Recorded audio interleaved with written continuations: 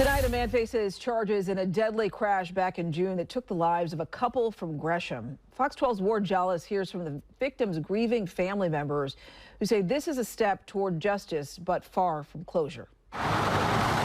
This tragedy didn't have to happen. On the corner of Southwest Toll Avenue and 31st in Gresham, you'll find a memorial with the initials TKH and RRH for Teresa and Robert Hike, victims of a deadly crash just feet away on the night of June 16th. I got a phone call from one of our other cousins, and she said, there's been an accident. Tara Ivy and her family still struggle to comprehend what happened.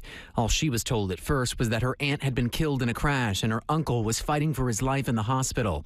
He too would die from his injuries more than a week later. And I remember feeling that as part of my grief of how do we move forward without her. And I didn't even think about how we would move forward without him. They meant everything to my family, and like I said, their involvement was just felt by everybody. But for 5 months, the family says they were kept in the dark about what exactly happened. That is, until Friday, when they found out a 22-year-old named Yasu Badasso had been indicted on charges related to the crash, including second-degree manslaughter, criminally negligent homicide, and reckless driving. The posted speed limit on Toll Avenue is 35 miles per hour, although investigators say Badasso was going more than 80 miles per hour at the time of the crash, and that's something family says they weren't told until Friday. I wanted this to be just an accident, just an unfortunate accident. And when I heard today the speed, it's the first time that I've had as much anger as I've had. Another thing that's frustrated family, Badasso's bond set at $10,000.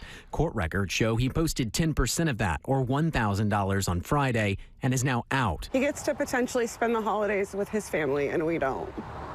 So He will spend the holidays with his family. It's not clear why charges took so long to be filed, but as the family waits for answers, they've been pushing to honor their lost loved ones and are now calling on city leaders to install traffic safety measures near the intersection to prevent something like this from happening again. We have two things left: justice and change. That's what we can do. In Gresham, Ward Jallis, Fox 12 Oregon.